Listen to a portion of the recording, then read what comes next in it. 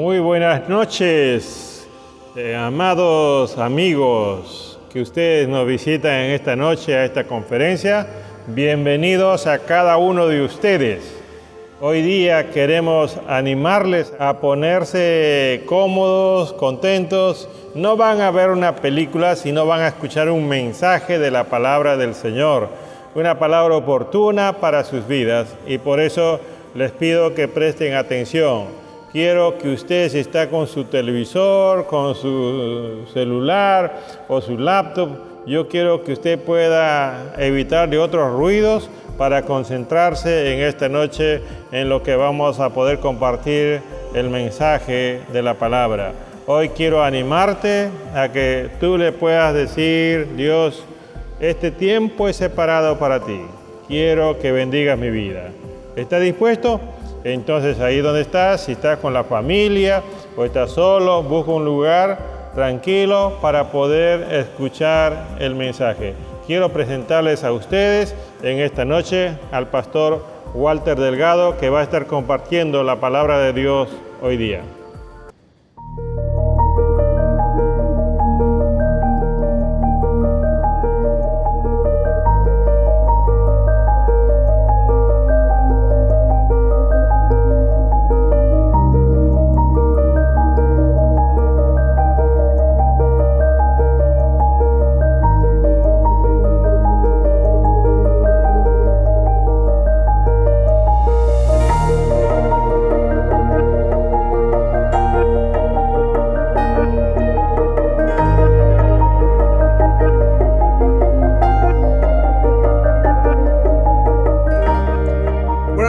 Dios les bendiga. En esta hora quiero compartir con ustedes el tema La tarde de la crucifixión. Estamos en una semana importante, una semana en que estamos recordando el sacrificio de Cristo en la cruz, la obra que Cristo realizó por nosotros, para que de esa manera nosotros podamos acceder a la salvación, el perdón de nuestros pecados y la vida eterna. Y como se estila cada año, ¿no? Recordar en la Semana Santa este evento importante para la humanidad. Voy a tomar como base el Evangelio de Juan, capítulo 19. Es un capítulo bastante extenso, pero quiero basarme justamente en este pasaje. Así que he dividido el tema en 4 partes. Vamos a ver primeramente la sentencia, luego vamos a ver la crucifixión, vamos a ver luego en tercer punto la muerte de Jesús y finalmente la sepultura de Jesús. Aunque la crucifixión se considera como un símbolo de la crueldad del Imperio Romano, lo cierto es que su origen como herramienta de tortura es mucho anterior. Todo parece indicar que esta práctica se originó en Asiria, donde fue utilizada sistemáticamente por los persas durante el siglo VI a.C. Posteriormente, Alejandro Magno copió este sistema y lo introdujo en los países del este del Mediterráneo, aproximadamente en el siglo IV a.C., siendo los fenicios quienes probablemente lo introdujeron en Roma en el siglo III a.C. Y debido al carácter humillante descrito, la crucifixión era una práctica vetada para los ciudadanos de Roma, los ciudadanos romanos condenados a muerte. Un noble, por ejemplo, siempre se merecía el mejor de los tratos y hasta en las ejecuciones se mantenía esa máxima. Así, en el caso, por ejemplo, de que un ciudadano romano fuese condenado a muerte, antes recibía la honorable muerte de la decapitación o mediante la práctica de seccionar la médula en la zona del cuello por el filo de una espada, algo similar al estoque en los toros. Pablo, por ejemplo, como ciudadano romano, él murió decapitado, él no murió crucificado. Bueno, él tenía esa opción por ser ciudadano romano. Incluso en los casos de alta traición estaba mal visto colgar a un ciudadano romano que por propia concepción prefería morir a espada antes que la muerte lenta, dolorosa y vergonzosa de la crucifixión, donde no solo la muerte tardaba en llegar, sino que el reo se convertía en un espectáculo público y objeto de mofa, de burla. Jesús precisamente fue tratado como un malhechor y fue crucificado, como ya lo sabemos nosotros. Bueno, antes de entrar a esta parte, me gustaría poder primeramente orar al Señor y que sea Dios quien nos esté guiando en este tiempo en que vamos a reflexionar en su palabra. Oremos. Padre bendito, Dios de los cielos, queremos darte gracias en esta hora por este tiempo especial que tenemos durante esta semana para poder meditar, reflexionar acerca de la obra maravillosa que Cristo realizó por nosotros en la cruz. Pedite, Señor, de que sea tu palabra esta noche, que sea expuesta con toda claridad y que seas tú obrando a través de tu Espíritu Santo y tocando los corazones de todos los que están escuchando este mensaje, especialmente de aquellos, Señor, que tú puedas obrar en ellos la salvación de sus almas, porque tú así lo quieres. Cristo vino para eso. Y que esta noche, Señor, haya alguna persona aquí que escucha, que pueda tomar esta decisión importante de recibir a Cristo como Señor y Salvador de su vida. Gracias, Padre. Oramos así, te pedimos todo esto en el nombre de Jesús. Amén. Bien, vamos a ver entonces el primer punto que mencioné, que es sobre la sentencia. Y esto, bueno, lo voy a basar en los versículos 1 hasta el 16. Un abogado que estudió el juicio de Jesús, él se llamó Monroy, él dijo que este juicio realmente debería haber sido nulo, porque Jesús fue condenado por blasfemia sin haber quedado configurado tal delito. No fue, sin embargo, la única irregularidad del proceso.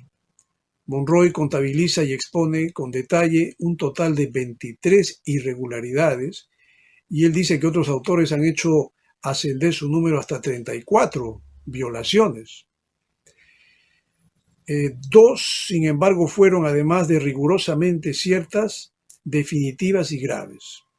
Primero, el hecho de que Caifás, siendo juez y presidente del tribunal, haya actuado como testigo de cargo y emitido de inmediato su veredicto, cuando, de acuerdo a la ley hebrea, él debió haber sido el último en hacerlo. Y segundo, haber rechazado a los testigos para evitar posibles contradicciones, bajo el falso argumento de que ya todos habían escuchado las palabras blasfemas de Jesús, lo que desde luego no fue así. Además de que su opinión previno a los demás miembros del tribunal, o sea del Sanedrín, a tomar por blasfemia la frase que a Caifás le había parecido tal. Que en realidad yo pienso que este juicio ha sido manipulado por Caifás, que es el sumo sacerdote. Pero si uno analiza como este abogado analizó el juicio de Jesús, va a encontrar un montón de vicios. En realidad Jesús no debió haber sido condenado. Nos dice la Biblia que Jesús, cuando fue apresado, antes de ser sentenciado, él fue burlado, fue humillado, azotado por los soldados romanos, como dice el versículo 2, los soldados que habían tejido una corona de espinas, se la pusieron a Jesús en la cabeza y lo vistieron con un manto de color púrpura.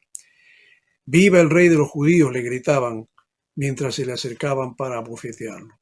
Así lo trataron a Jesús antes de que escuche su sentencia. En esos tiempos pues no existían los derechos humanos.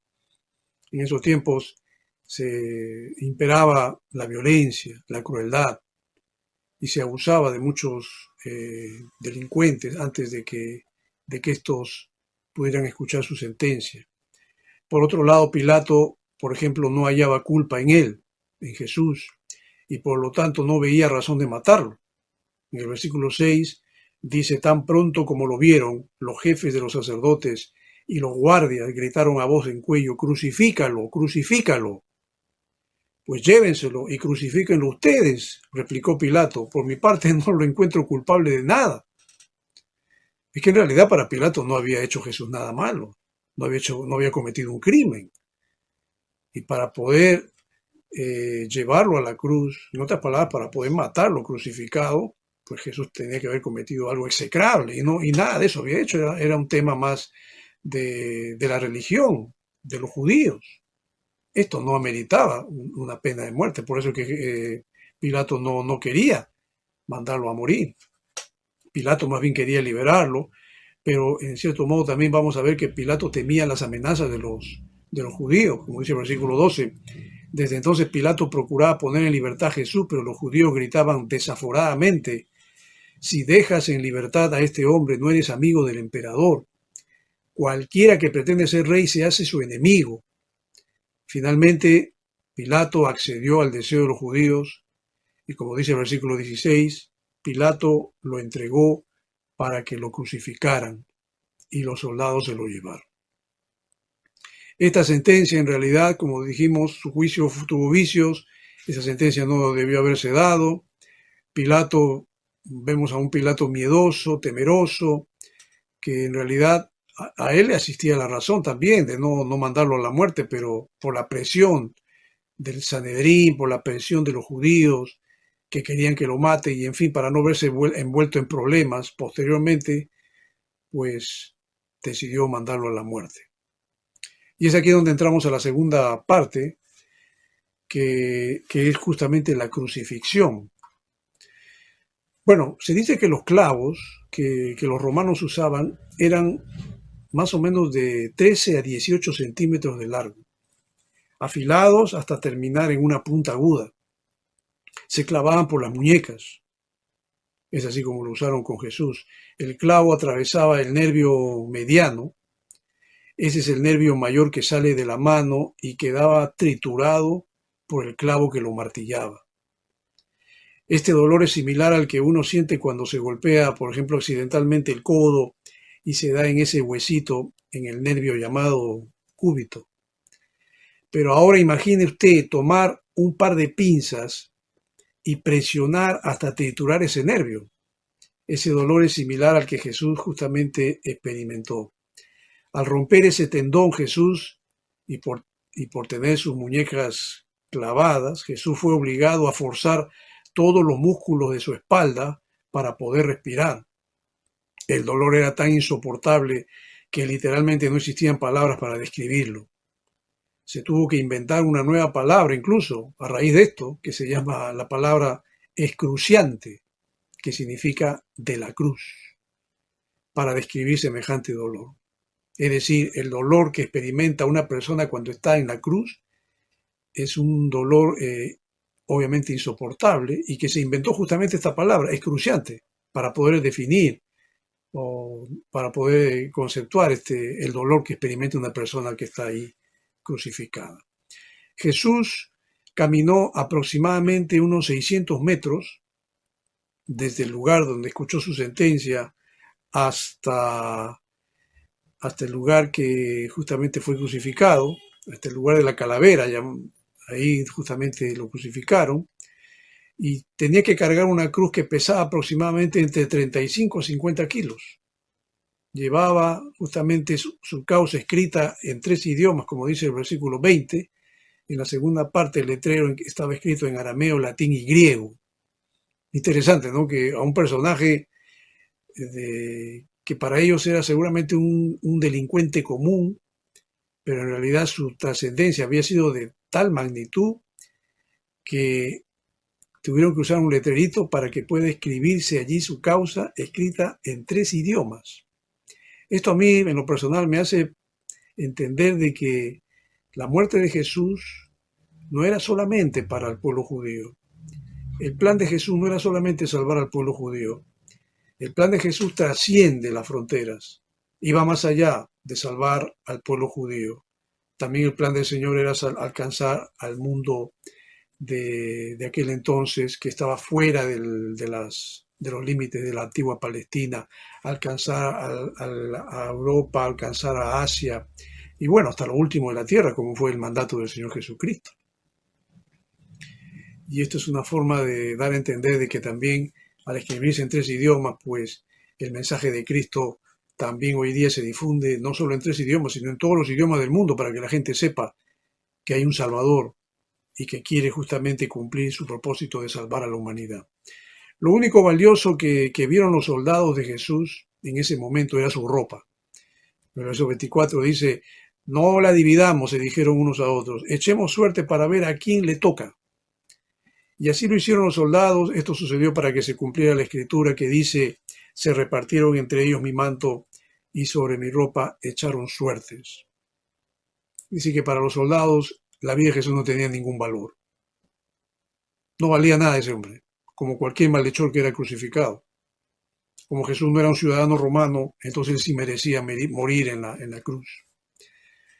Y lo único valioso para ellos era la ropa. Por eso es que ellos echaron suertes para repartírsela. Dicen que los padres no deben enterrar a los hijos, sino al revés. Pero en esta ocasión, María tenía que contemplar la muerte de su hijo. Pero Jesús se ocupó de que no quede desamparada y se la encargó a Juan. Es interesante ver, ¿no?, lo que dice aquí en el versículo 26-27. Cuando Jesús vio a su madre y a su lado al discípulo a quien él amaba, dijo a su madre: mujer, ahí tienes a tu hijo. Luego dijo al discípulo: ahí tienes a tu madre. Y desde aquel momento ese discípulo la recibió en su casa.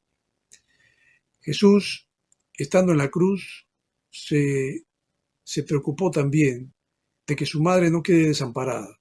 Aunque tenía hermanos, no sabemos de ellos mucho, pero Jesús quiso confiar el cuidado de su madre a uno de sus discípulos, a quien se considera el discípulo amado, que era Juan. Y él se encargó justamente de cuidarla, de protegerla, de ayudarla en las necesidades que requería. Entramos al tercer punto, que tiene que ver con la muerte de Jesús. Jesús, estando ya en la cruz, dice: tenía sed, y le dieron vinagre. Y luego, cuando ya probó el vinagre, él exclamó sus palabras finales, como dice el versículo 30. Al probar Jesús el vinagre, dijo: todo se ha cumplido. Luego inclinó la cabeza y entregó el espíritu. Y muchas personas se ponen a pensar que este fue el momento más triste de la vida de Jesús. Aquí Jesús está, en cierto modo, perdiendo, porque fue crucificado, lo mataron. Y no es así. Dios había planeado que Jesús llegue a la cruz. El plan de Dios era que Jesús llegue a este momento, porque era la única manera de que Él pueda expiar los pecados de la humanidad. Tú sabes que antiguamente en el judaísmo, bueno, y esto lo vemos en la ley mosaica, los judíos acostumbraban usar animales, sacrificaban corderos, sacrificaban cabritos, sacrificaban bueyes, como una forma de hacer expiación por sus pecados. Se tenía que matar animales y derramar la sangre de los animales en el altar del sacrificio para que aquellos que habían pecado puedan ser expiados y puedan ser perdonados. En esta ocasión vamos a ver algo similar, pero no estamos viendo aquí un cordero, un animal. Estamos viendo a Jesús, a quien Juan lo llama el Cordero de Dios que quita el pecado del mundo. Y Jesús, precisamente, él vino para derramar su sangre. Estamos empleando la figura del Antiguo Testamento, solo que estamos cambiando y no estamos poniendo un animal, sino estamos poniendo una persona. Y que el sacrificio de Cristo es universal y es válido para todos los tiempos. En otras palabras, ya no es necesario que haya otro sacrificio similar. El único sacrificio válido para Dios es el sacrificio de Cristo en la cruz. Y el objetivo de Dios era ese: para poder expiar los pecados de la humanidad y para que los hombres puedan ser salvos y perdonados, tienen que creer en Jesucristo, que murió por ellos. Cristo murió por ti en la cruz.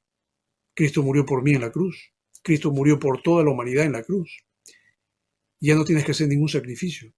Lo único que tienes que hacer, si quieres ser salvo, es creer en Jesucristo y aceptarlo como tu Señor y Salvador personal. Claro que uno puede pensar y decir: bueno, Jesús la tuvo fácil. No, Jesús, recuerda que fue un hombre, se hizo hombre y como tal experimentó el quebranto, el dolor, el sufrimiento de lo que significa un martirio de ese tipo. Un médico que analizó esto, que analizó justamente la muerte de Jesús, él dijo: si nosotros fuéramos a hacer un certificado de defunción, ¿qué escribiríamos? Muerte por paro cardiovascular y respiratorio debido al choque traumático e hipovolémico, todo causado por crucifixión. Otros factores que probablemente estuvieron involucrados en la muerte fueron la deshidratación, arritmia del corazón producidas por estrés, derrame pericárdico, acumulación de agua entre el corazón y el pericardio, derrame pleural inducida por los traumatismos y coagulación intravascular diseminada, es decir, la sangre se coagula y por lo tanto no hay flujo, concluyó. En otras palabras, Jesús se asfixió en la cruz y una muerte dolorosa. Algo que me llama mucho la atención es esta última parte de la coagulación intravascular diseminada, es decir, la sangre se coagula y por lo tanto no hay flujo. Ahora que estamos viviendo esta pandemia, es justamente esto lo que está sucediendo en la vida de mucha gente, que cuando ya llega a un extremo de la enfermedad, la sangre no coagula y por lo tanto no permite la oxigenación. La persona se asfixia. Y claro, la medicina tiene que hacer uso de muchas otras, de otros medios. Hay lo que se llama el entubamiento de la persona, y si no, pues van a tener que hacerle una traqueotomía, van a tener que abrir la tráquea y por ahí ingresar la sonda para poder llevar aire a los pulmones. Bueno, Jesús no tuvo nada de eso, obviamente, pero estamos viendo la forma como murió Jesús. Fue doloroso, traumático. Jesús experimentó todo esto por amor a nosotros. En la crucifixión, los condenados sufrían una muerte lenta por sofocación. Los romanos habitualmente rompían las piernas de los condenados para acelerar su muerte y evitar su entierro. El emperador Constantino, por ejemplo, él abolió la crucifixión en el Imperio Romano al final de su reinado. La Biblia dice que a los dos ladrones que estaban crucificados al lado de Jesús parece que estaban vivos todavía, y por eso que les rompieron las piernas, porque de esa manera aceleraban la muerte de la persona. Pero no lo hicieron con Jesús, como dice el versículo 33, pero cuando se acercaron a Jesús y vieron que ya estaba muerto, no le quebraron las piernas. Jesús ya había muerto, pero era obvio. Imagínese usted todo el sufrimiento que tuvo Jesús desde que estuvo en las manos de los romanos, que le pegaron, lo fustigaron, le dieron 40 azotes menos uno, y en ese tiempo los látigos pues tenían unas especies de piezas de hojalata que te arrancaban la piel y hasta te descubrían los huesos. Jesús recibió 39 de esos azotes, y en muchos casos las personas que recibían esos azotazos morían. Jesús tenía una complexión fuerte, bueno, debido también al trabajo que él había tenido por haber sido un carpintero, y tenía esa fortaleza. Pero aún así fue doloroso y un sufrimiento atroz. Y antes de la muerte, los rápidos y continuos latidos del corazón causados por el shock hipovolémico, como decíamos, también provocaron que el líquido se acumula en la bolsa alrededor del corazón y de los pulmones. Y esta acumulación de líquido en la membrana alrededor del corazón se llama derrame pericárdico. Y el líquido que se acumula alrededor de los pulmones se llama derrame pleural. Esto explica por qué después de la muerte de Jesús y de que un soldado romano atravesara el costado de Jesús con una lanza, perforando tanto los pulmones como el corazón, pues saliera sangre y agua de su costado, y como Juan justamente lo registró allí en el versículo 34, cuando dice que uno de los soldados le abrió el costado con una lanza y al instante le brotó sangre y agua. Sangre y agua, algunos piensan que Jesús estaba tan estresado, tan cargado emocionalmente por el dolor y el sufrimiento y por la gran responsabilidad que tenía en ese instante de cumplir con el propósito de Dios, de morir en la cruz para salvar a la humanidad. Todo eso lo hizo Jesús porque te amó a ti, porque me amó a mí. Y su sacrificio, por eso decimos que es universal, porque ahora cualquier persona, en cualquier edad, cualquier tiempo, no interesa la condición no interesa la clase social, no interesa. Cualquier persona que cree en Jesucristo puede acceder a la salvación de su alma. Y entramos al último punto, que tiene que ver ya con la sepultura de Jesús. José de Arimatea también se le llama el cristiano secreto, y Nicodemo, que fue el maestro de la ley, que se encontró con Jesús en una noche para poder dialogar y conversar con él, donde Jesús le habló acerca del nuevo nacimiento. Seguramente Nicodemo, convertido, llevando unos 34 kilos de una mezcla de mirra y aloe, y juntamente con José se encargaron de Jesús. Como dice el versículo 40, ambos tomaron el cuerpo de Jesús y conforme a la costumbre judía de dar sepultura, lo envolvieron en vendas con las especias aromáticas. Yo creo que ambos eran creyentes. Pienso que ambos se convirtieron a Cristo. Y bueno, tal vez por la misma situación que ellos tenían, especialmente Nicodemo, y bueno, José, que es a quien se le llama el cristiano secreto, porque no quería dar a conocer que era seguidor de Cristo, bueno, por los prejuicios que había y porque él era un hombre importante. Pero también Nicodemo no quiso hacer lo mismo porque él era miembro del Sanedrín, era un maestro de la ley y temía tal vez ser sancionado. Bueno, pero ambos, de todas maneras, en su corazón tenían a Jesús y se encargaron de hacer este último acto de poder echar especias en su cuerpo, envolverlo y finalmente enterrarlo. Esta forma en que los judíos habitualmente preparaban un cuerpo con el fin de poner en una tumba durante los días de Jesús, bueno, era algo habitual. No lo hicieron embalsamar como los egipcios, por ejemplo. Los judíos simplemente lavaban el cuerpo, lo ungían con aceite, lo envolvían con las vendas llenas de especias. Solo la cabeza se dejaba libre para ser cubierta con un paño especial después de que el cuerpo estuviera en la tumba. El rostro estaba envuelto en paños separados. El entierro de Jesús en un sepulcro nuevo, porque a él lo enterraron en un sepulcro nuevo. El versículo 41 dice, en el lugar donde crucificaron a Jesús había un huerto, y en el huerto un sepulcro nuevo en el que todavía no se había sepultado a nadie. Así dice. Quiero ir redondeando este tema, quiero ir culminando y dar unas pequeñas conclusiones con respecto a lo que hemos escuchado. Primero, la muerte de Jesús no fue su derrota, al contrario, fue su triunfo sobre el pecado. No es como muchos piensan que Jesús perdió, Jesús no logró su objetivo, Jesús, como muchos, murieron y fue derrotado. No. El plan del Señor era que Jesús llegue a la cruz para cumplir con el sacrificio de expiación por toda la humanidad. Segundo, su sufrimiento fue para salvar a la humanidad. ¿De qué? De la condenación eterna.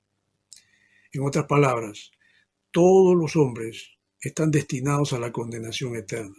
¿A dónde? Al infierno y finalmente al lago de fuego. Ese es el destino final de todo hombre que muere sin Cristo. ¿Cuánta gente está muriendo con esta enfermedad que lamentablemente está cobrando la vida de millones de personas? Se sabe que hay más de 2,5 millones, estamos yendo casi para 3 millones de muertos en el mundo, ya más de un año de esta pandemia. Bueno, en comparación con la gripe española de hace 100 años atrás, que en 2 años murieron más de 50 millones de personas, muchos piensan que esta enfermedad no es tan letal como la de hace 100 años, pero igualmente está muriendo mucha gente. Pero a mí lo que más me llama la atención es cuánta gente está muriendo sin Cristo. Cuánta gente está muriendo sin conocer a Dios. Cuánta gente está muriendo tal vez habiendo hecho caso omiso a lo que Cristo hizo por ellos en la cruz. No le han dado importancia y se están muriendo sin poder experimentar la salvación de sus almas. Se están yendo a la condenación eterna. Tercero, Dios no quiere que hagas méritos para ser salvo, simplemente que creas en Jesús como tu Salvador personal. Tú no necesitas hacer ningún mérito para acceder a la salvación. Ya lo hizo todo Cristo. ¿Qué otra obra tendrías que hacer para que Cristo te salve? Cada año en Filipinas hay gente que se crucifica, literalmente, se crucifican, porque de esa manera quieren acceder al perdón de Dios y la salvación de sus almas, pero eso es innecesario, porque al experimentar tú una crucifixión similar a la de Jesús, es como decir, la crucifixión de Cristo no ha sido suficiente, tengo que hacer yo algo más. Tú te das cuenta que cuando hay procesiones, cuando hay estos eventos religiosos masivos, la gente también hace algún tipo de sacrificio, de penitencia, caminan de rodillas, caminan descalzos, hacen largas caminatas, los pies encallecidos, porque creen que de esa manera van a expiar sus pecados.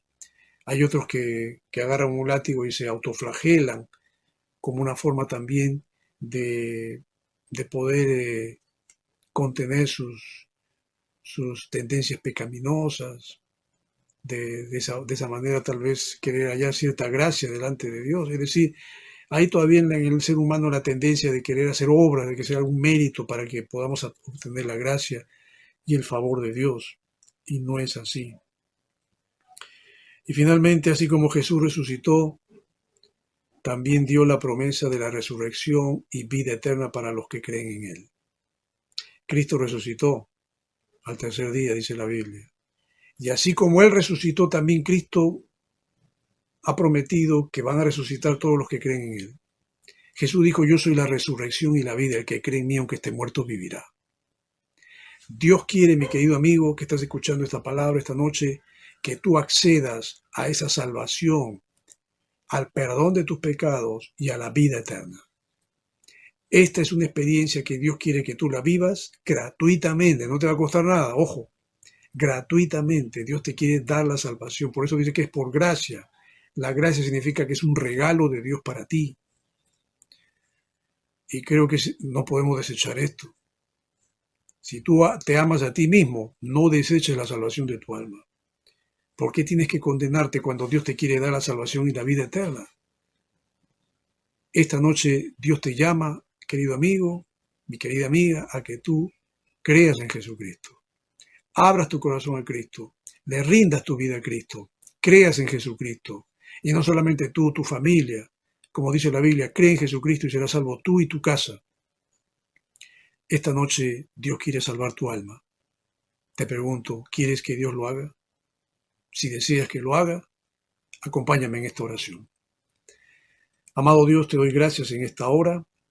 Gracias por este tiempo especial que me has dado para poder compartir tu palabra y poder llevar este mensaje de salvación para todos aquellos que, Señor, tú sabes, lo necesitan.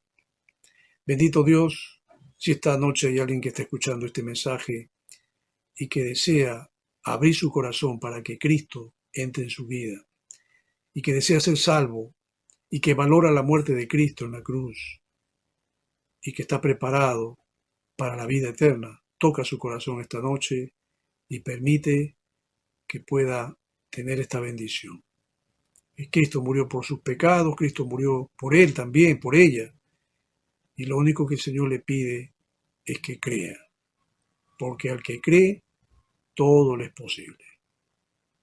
Gracias, Señor. En el nombre de Cristo Jesús oramos. Amén. Amén. Si has hecho esta oración, si has podido escuchar esta palabra, este mensaje, y Dios ha hablado a tu corazón, entonces te voy a pedir que, por favor, tú puedas levantar tu mano allí donde estás. Levanta tu mano y yo voy a entender de que tú has hecho esta oración, de que tú también quieres que Cristo entre en tu corazón, en tu vida. Y si es así, me gustaría poder conocerte, poder saludarte y poder también darte a conocer de que Dios tiene un plan maravilloso para tu vida. Así que si tú has hecho esta oración, levanta tu mano, ponte en contacto con la persona que te invitó y podamos así dialogar contigo, conversar contigo y poder hablarte un poco más acerca del plan maravilloso que Dios tiene para tu vida. Te agradezco mucho por el tiempo que nos has dado para poder hablarte y compartirte este mensaje de salvación. Que Dios bendiga mucho tu vida, tu hogar, que Dios guarde tu salud y de tu familia, que Dios te bendiga en todo lo que tú puedas hacer y emprender y que lo hagas todo para la gloria de su nombre. Que Dios les bendiga a todos. Buenas noches.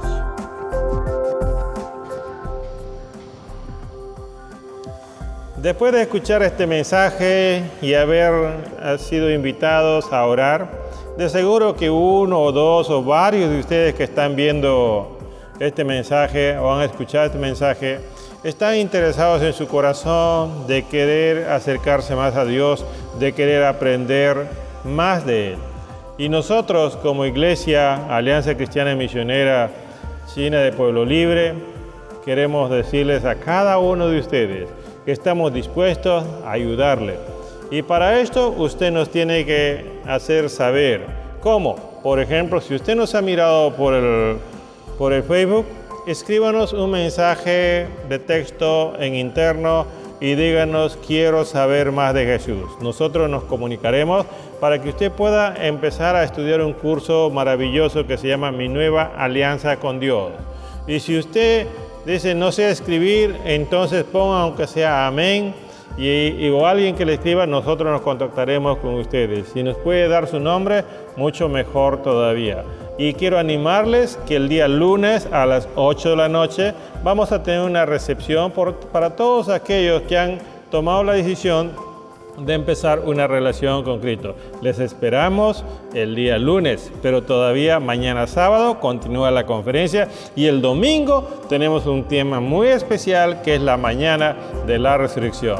Que Dios te bendiga, te esperamos.